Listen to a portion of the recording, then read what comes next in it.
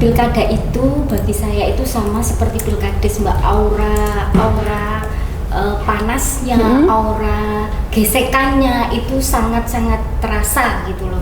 Apalagi kemarin yang sempat viral itu kan kebetulan saya mau cerita sedikit ya Bu, Pak. Sebelumnya tuh saya sudah sempat lihat video yang mungkin dimaksud sama ibunya nih. Ada salah satu perangkat desa kalau nggak salah ya mungkin ya, dia itu masih pakai bajunya tuh baju yang warna kuning itu loh Bu, yang masih mengindikasikan dia tuh jelas banget itu perangkat desa, dan beliau itu ikut dalam memasang alat peraga kampanye Ibu. Jadi setelah semua bukti kami kira cukup, terus akhirnya kami membuat kajian. Setelah kajian selesai, kemudian kami konsultasi ke Bawaslu.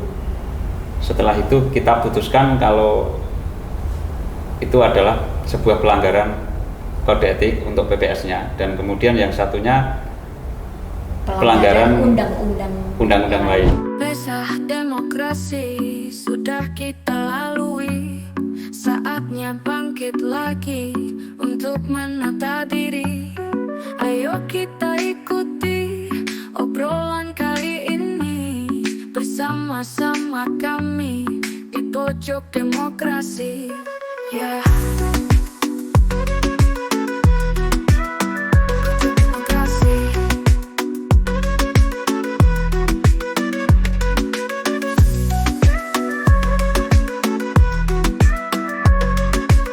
Assalamualaikum warahmatullahi wabarakatuh. Halo sahabat Bawaslu, berjumpa lagi dengan kami di podcast Pojok Demokrasi. Bersama dengan saya, Martiana Valia, kali ini kita akan berbincang-bincang mengenai topik yang sangat menarik nih, yaitu tentang penanganan pelanggaran pada Pilkada tahun 2024. Sudah hadir bersama kita, yaitu narasumber yang sangat hebat, yang juga merupakan pahlawan demokrasi pada masa pemilu dan juga pilkada pada tahun 2024 yang lalu nih, yaitu Panwascam Kecamatan Sawit. Nah, tanpa berlama-lama lagi, yuk langsung aja kita kenalan. Mungkin bisa kita mulai dari sebelah sini dulu ya, dari Bapak siapa, boleh perkenalkan diri, dan juga say hi ke sahabat Bawaslu yang ada di rumah nih Pak, sama kesibukannya saat ini apa gitu. Halo, perkenalkan nama saya Indra Wijaya Saputra. Saya pernah menjadi Panwascam di Kecamatan Sawit pada pemilihan kepala daerah tahun 2024. Kesibukan saya sehari-hari, saya usaha di bidang mebeler. Saya buat rumah joglo, buat rumah limas. Siapa nanti yang mau pesen bisa langsung hubungi saya ya. Sekalian promosi nih ya Pak ya? Boleh. Nih sahabat Bawaslu, siapa barangkali ada yang butuh nih bisa langsung hubungin ke bapaknya ya. Seorang pekerja nih, seorang wira swasta, tapi juga turut serta untuk mensukseskan gelaran pilkada dan juga pemilu di tahun 2024 nih. Nah, kita langsung aja ke narasumber yang kedua nih. Ada Ibu siapa? Perkenalkan, nama saya Sri Darwati.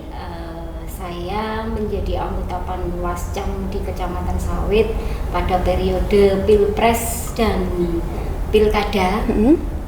Kesibukan saya adalah saya pendidik PAUD dan ibu rumah tangga. Wah, keren banget nih sahabat Bawaslu yang ada di rumah. Beliau ini salah satu perempuan hebat, Sri Kandi Bawaslu kalau bisa dibilang. Meskipun seorang ibu rumah tangga dan juga pengajar nih untuk anak-anak calon generasi bangsa, tapi juga ikut mensukseskan gelaran pilkada dan juga pemilu di tahun 2024 yang lalu nih. Nah, mungkin sahabat Bawaslu yang ada di rumah nih udah nggak sabar mau tahu apa aja sih yang bakal kita bahas di podcast kali ini. Nah, untuk mempersingkat waktu, mari langsung aja kita mulai dari pertanyaan yang pertama ya, Bapak dan Ibu. Siap. Nah, pada sebelum pilkada dimulai, apa aja sih langkah persiapan yang dilakukan oleh Panwascam Sawit dalam hal ini tuh SDM dan juga sarana prasarana untuk menghadapi adanya potensi pelanggaran? Mungkin boleh dari bapaknya dulu. Saya dulu ya.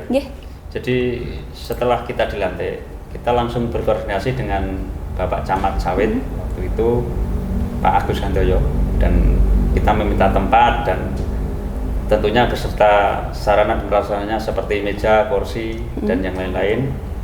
Dan setelah kita dikasih, kita langsung menata tempat. Kemudian setelah itu sesuai dengan jadwal perekrutan untuk pengawas desa, kita juga melakukan perekrutan pengawas desa, dan kami juga melakukan pembinaan terhadap pengawas desa tersebut sehingga mereka nanti siap untuk melaksanakan tugas pengawasan. Gitu. Berarti bisa dibilang sudah cukup proper ya Pak untuk persiapan ketika nanti terjadi potensi pelanggaran ya Pak ya, betul ya? Sudah disiapkan.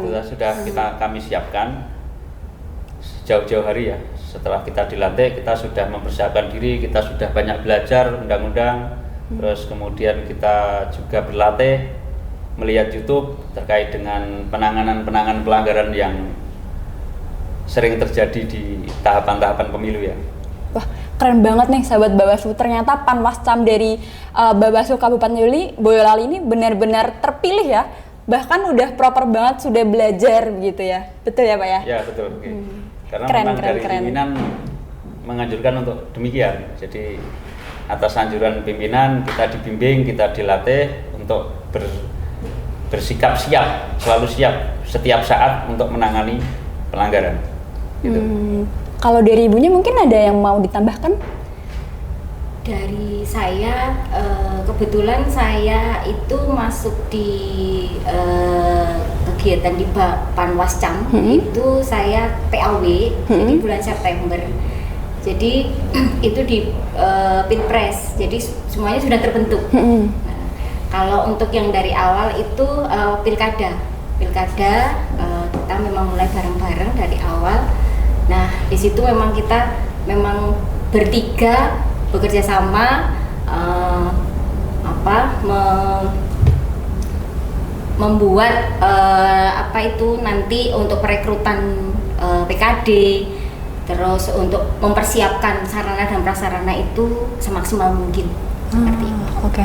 Ini kan Ibu kan tadi kan menyebutkan ya kalau hadirnya tuh PAW ya, betul ya? Itu tuh Ibu ada sedikit kesulitan gitu nggak Bu? Ngikutin ketika yang lain udah dari awal, tapi Ibunya di tengah-tengah gitu mungkin?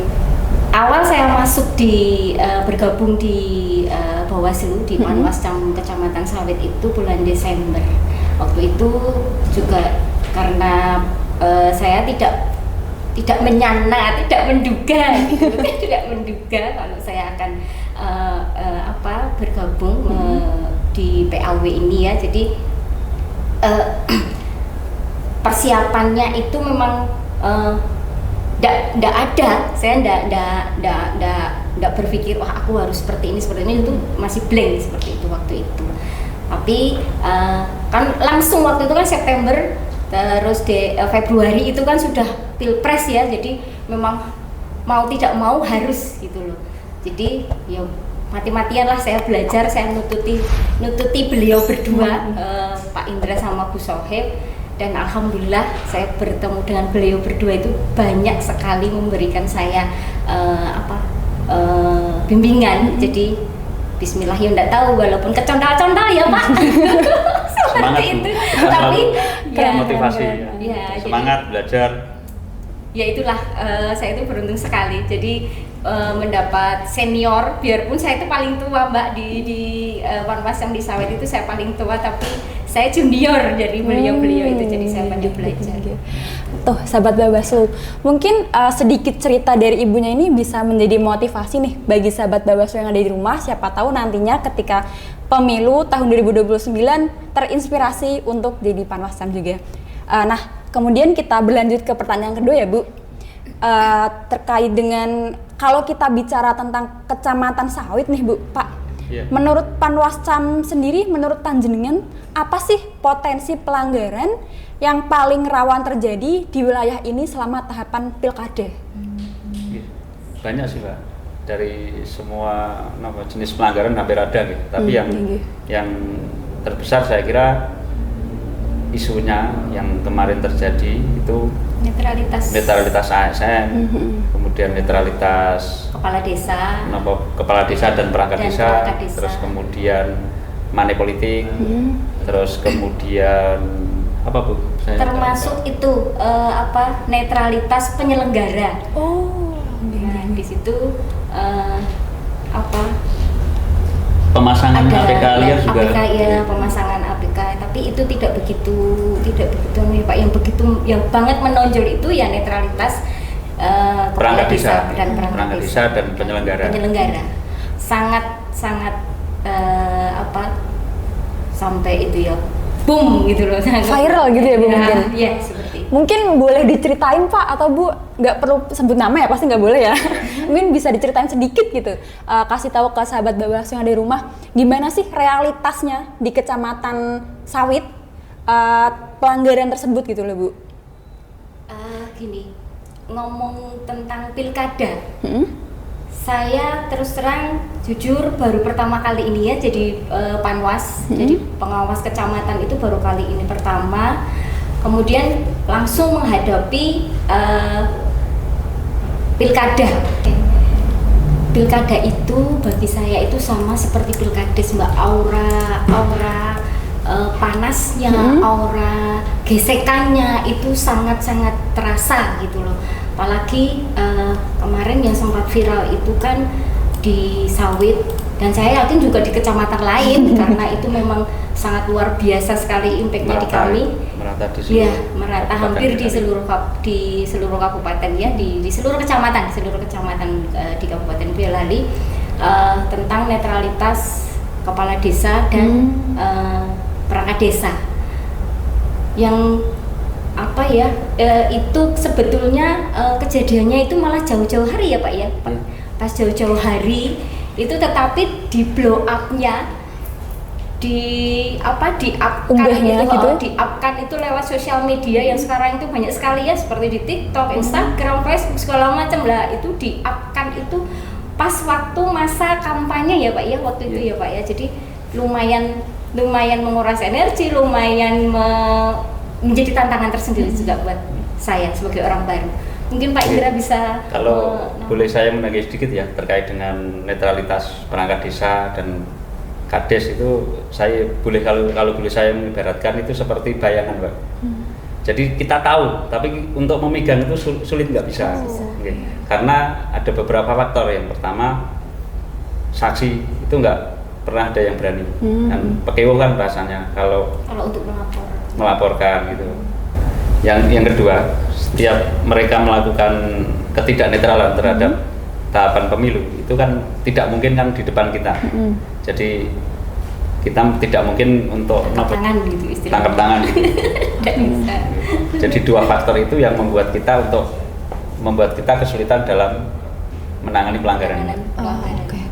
Itu kan tadi kan Bapak kan menyebutkan bahwa mengalami kesulitan nih untuk menangani. Lalu kalau dari sisi proses menanganinya gimana dong Pak? Dari awal sampai ke tahap rekomendasi. Kalau seperti itu Pak?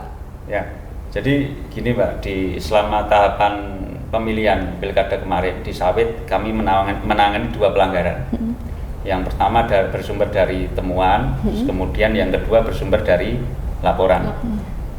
Dari temuan, yang temuan itu kemarin waktu kita melakukan pengawasan kampanye ya. Paslon 02 ya? Iya, Paslon 02 calon Bupati Boyolali, kami mendapati salah satu perangkat desa Desa Karangduren dan juga sebagai anggota penyelenggara PPS Desa Karangduren itu menghadiri kampanye rapat terbatas Paslon 02. Kemudian yang kedua yang bersumber dari laporan, pelanggaran yang bersumber dari laporan yang kita tangani itu kemarin ada salah satu anggota KPPS itu yang dilaporkan ke kami menghadiri acara deklarasi pemenangan Paslon 01 calon Bupati Boyolali. Penyelenggara. Jadi selama tahapan kemarin kita menangani dua pelanggaran pemilu. Iya Pak. Berarti bisa dibilang Sawit ini sangat variatif ya. Iya. Kasus-kasusnya sangat variatif dan juga menarik ya Pak. Kebetulan saya mau cerita sedikit ya Bu, Pak. Yeah. Sebelumnya tuh saya sudah sempat lihat video yang mungkin dimaksud sama ibunya nih. Ada salah satu perangkat desa kalau nggak salah ya mungkin ya. Dia itu masih pakai bajunya tuh baju yang warna kuning itu loh Bu, yang masih mengindikasikan dia tuh jelas banget itu perangkat desa dan beliau itu ikut dalam memasang alat peraga kampanye, Ibu. Itu kan sangat jelas sekali ya, Bu, dalam arti melanggarnya gitu ya, Bu. Mungkin itu yang dimaksud sama Ibu tuh kejadiannya udah lama tapi baru diunggah baru-baru ini. Betul ya, Bu? Iya, seperti itu. Seperti itu. Mungkin buat sahabat Bawaslu yang di rumah, for your information, sesuai dengan Undang-Undang Nomor 6 Tahun 2014 tentang Desa, Pasal 51 huruf J menyebutkan bahwa perangkat desa ini dilarang untuk ikut serta dan atau terlibat dalam kampanye pemilihan umum dan atau pemilihan kepala daerah nih. Maka dari itu yang diceritakan oleh Bapak dan Ibunya tuh termasuk dalam kategori pelanggaran. Nah, setelah mendengar cerita sharing-sharing dari Bapak dan Ibu, mari kita lihat sejenak ya sahabat Bawaslu. Pesta demokrasi sudah kita lalui, saatnya bangkit lagi untuk menata diri. Ayo kita ikuti obrolan kali ini, bersama-sama kami di pojok demokrasi. Yeah.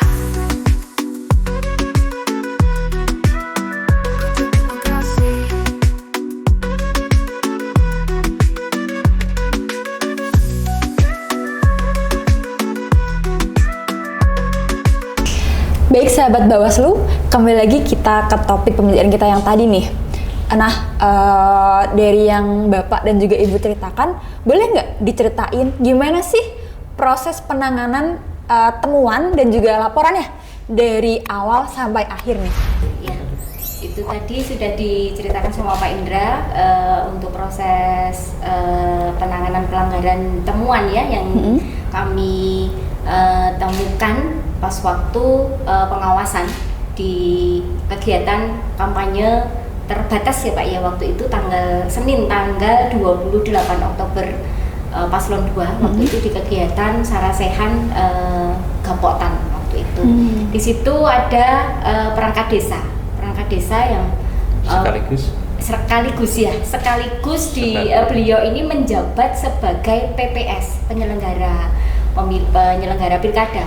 Beliau PPS kebetulan kami bertiga dan beserta teman-teman PKD itu menemukan ya istilahnya bertemu dengan beliau di acara tersebut. Kaget kita, ini perangkat desa, ini PPS kayak gitu. Terus kita beri peringatan ya Pak waktu itu ya Pak ya. Kita beri peringatan. Sebelum datang kita suruh untuk kembali menghindar dulu. Ya, untuk menghindarlah, jangan mendekati di area tersebut. Dan waktu itu jawabannya ya gitu ya Pak ya.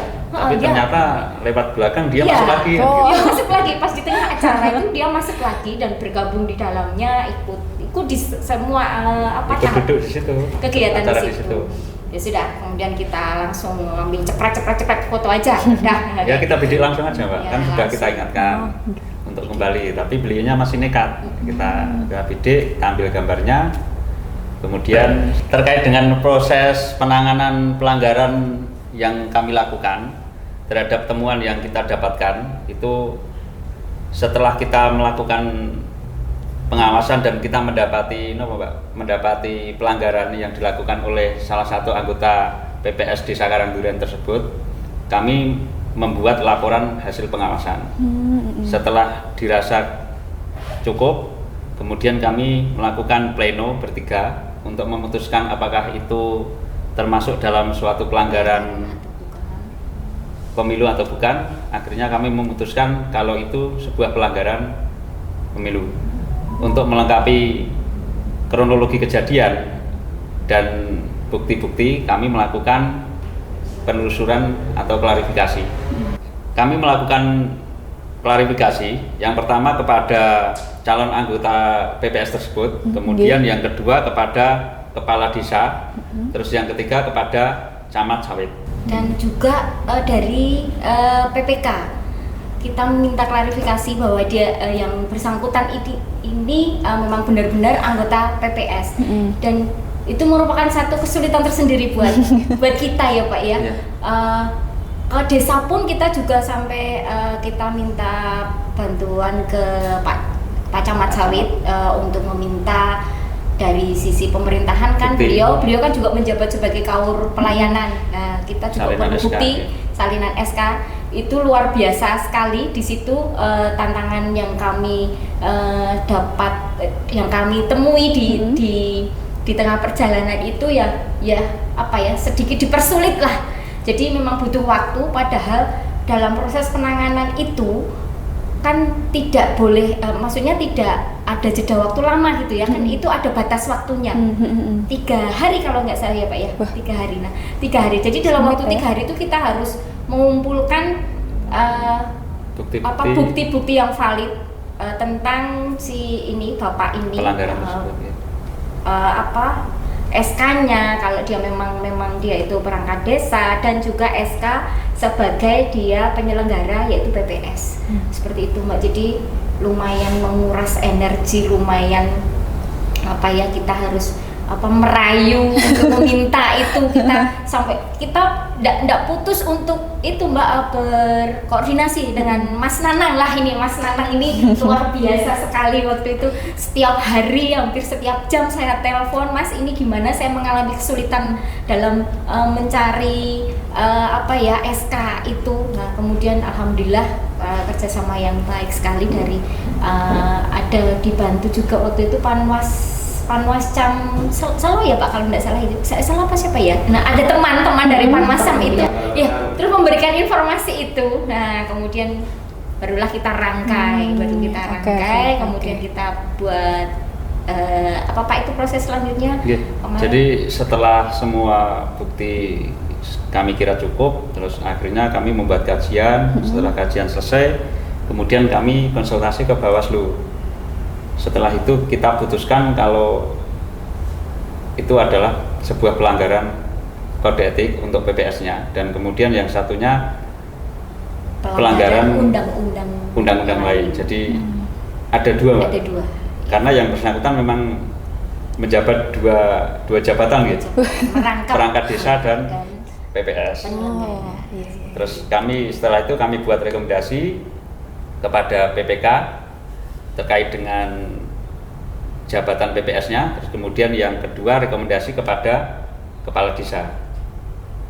Dan setelah itu kami mendapat balasan dari KPU, dari KPU langsung ya balasannya. Iya. Itu yang bersangkutan mendapat teguran keras dari KPU terkait hal yang dilakukannya. Terus kemudian dari kepala desa juga memberikan jawaban kepada kami. Yang bersangkutan mendapat teguran dan pembinaan. Selain itu juga yang bersangkutan diminta untuk membuat surat pernyataan tidak akan melakukan hal yang sama lagi. Seperti itu. Oke. Saya sih sangat mengapresiasi ya Bu, Pak, karena itu tuh dari waktu yang sangat singkat, bisa dibilang cuma beberapa hari, tapi tuh waktunya kan 3+2 itu Pak. Tapi itu prosesnya tuh saya dengar tuh cukup panjang ya, meskipun saya sendiri tidak ada di tempat tidak mengetahui hal tersebut secara langsung loh Bu. Keren banget nih. Dengan waktu yang sesingkat itu tapi bisa menyelesaikannya dengan baik. Kita beri applause nih sahabat Bawaslu buat Bapak dan juga Ibunya. Nah, mungkin dari apa yang Ibu sama Bapak ceritakan nih, kira-kira apa sih harapan dari panjenengan untuk Panwascam Sawit ke depannya dalam hal penanganan pelanggaran pilkada, baik untuk peningkatan pengawasan, partisipasi masyarakat, maupun dukungan dari stakeholder? Kira-kira harapannya tuh apa gitu? Kalau berdasarkan pengalaman kami yang kemarin, itu yang pertama harapan saya terkait dengan regulasi Mbak. Mungkin untuk waktu penanganan pelanggaran itu mungkin bisa ditambahkan gitu, karena mengingat kondisi di lapangan itu kan kadang saksi yang kita klarifikasi itu berada di luar kota, terus kan harus menunggu beberapa hari kan gitu. Terus kemudian yang kedua ditingkatkan lagi untuk, mohon maaf, sanksi, anggaran untuk partisipasi ya. Karena untuk pilkada kemarin itu kayaknya nggak ada anggaran untuk partisipasi, nggak ada. Jadi kita bekerja tanpa ada RAB. Jadi kemarin itu agak susahnya gini untuk melakukan sosialisasi itu gini. Jadi kita diminta untuk melakukan sosialisasi. Tapi masalahnya kalau kita mengumpulkan orang tidak ada anggaran, itu kan namanya juga kan ya nggak enak, Pak. Kita memanggil orang itu kan kalau nggak ada, mohon maaf, nggak ada snack gitu, atau apa gitu kan nggak enak. Nah, di posisi itu kita juga dilema. Kadang kita mau nimbrung, mau ngikut, mau gabung di acara-acara ulang kan juga nggak enak kan gitu Mbak Anggun.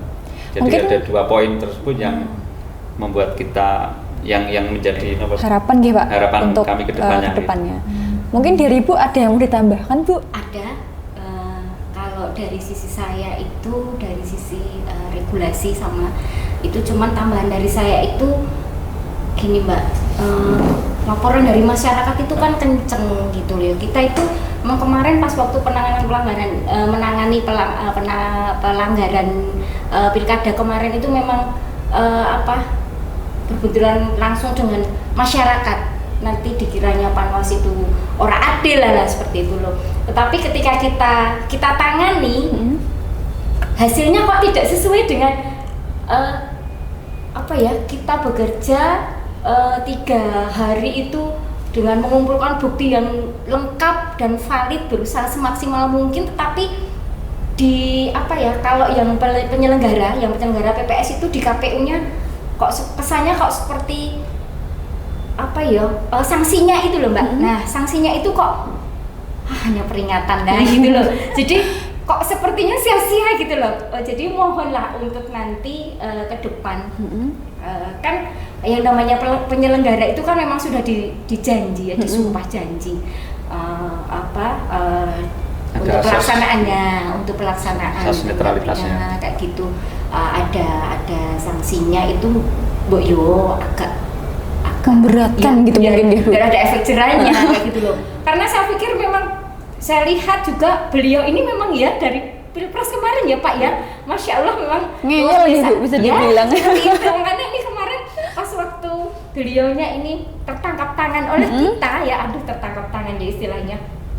Itu saya agak wah ini pecah telur gitu lah, pecah telur sawit gitu loh. Jadi saya bersemangat sekali, tetapi ketika melihat hasilnya terus dari KPU dan dari pemerintah desa itu kok hanya sanksi, hanya kayak gini gitu loh. Jadi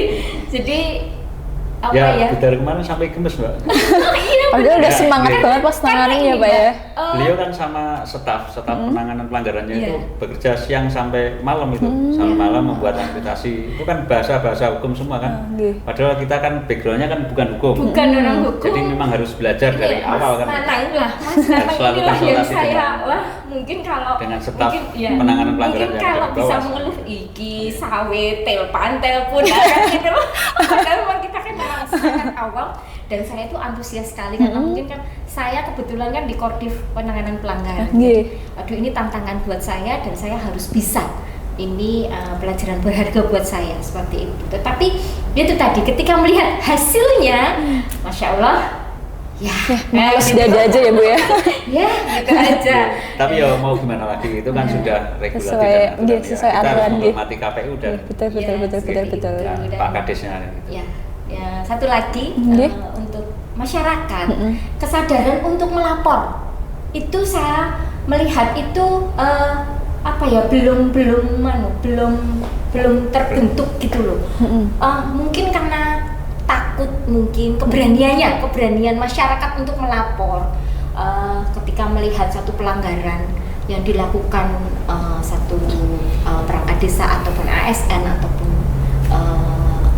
dalam tahapan pilkada kemarin itu, keberanian untuk melapor ke kami itu belum ada. Gregetnya untuk melapor, apalagi kemarin ada laporan itu Pak ya, penyelenggara itu ya Pak, itu susahnya di kita mencari saksi, mencari bukti itu sangat susah sekali ya, karena itu tadi teman-teman yang berada di yang tahu kronologinya itu mereka tidak mau untuk menjadi saksi gitu loh. Jadi kita memang sangat-sangat kesulitan sekali di situ. Itulah harapan saya ke depan, untuk sosialisasi terhadap Kesadaran masyarakat. kesadaran masyarakat. Ketika melihat, ketika mengetahui itu untuk memberanikan diri melapor, karena data mereka pun juga kita rahasiakan gitu Mbak. Kalau mau Seperti diminta dirahasiakan, kita rahasiakan. Iya, seperti itu. Oke. Dari harapan yang Bapak dan juga Ibu sebutkan tadi nih, saya cukup tercerahkan sih Bu. Oh ternyata kalau di lapangan tuh sampai segitunya gitu. Tapi regulasi tuh kadang bikin gitu. Di atas gitu, gitu. gitu. Jadi gregetnya itu gemes lah gitu loh. Sampai saya tuh gini, Mas Ikhwan, ya Allah, ternyata keputusannya Pak seperti ini, Pak Indra. Ya itulah Bu. Jadi ya seperti inilah ya gitu. Tapi lumayan. Ya apapun Jadi itu pengalaman. hasilnya kita sudah menjalankan sesuai regulasi. Iya. Menghormati hukum Ya, tetap ya iya. Pak ya, betul ya. Iya. Nah, Oke, sahabat Bawaslu, dari cerita-cerita yang udah disampaikan sama bapaknya dan juga ibunya ini sangat menjadi informasi yang sangat penting dan juga semoga bisa menjadi wawasan bagi sahabat Bawaslu yang ada di rumah nih. Terima kasih untuk sahabat Bawaslu yang ada di rumah yang sudah nonton podcast kita kali ini.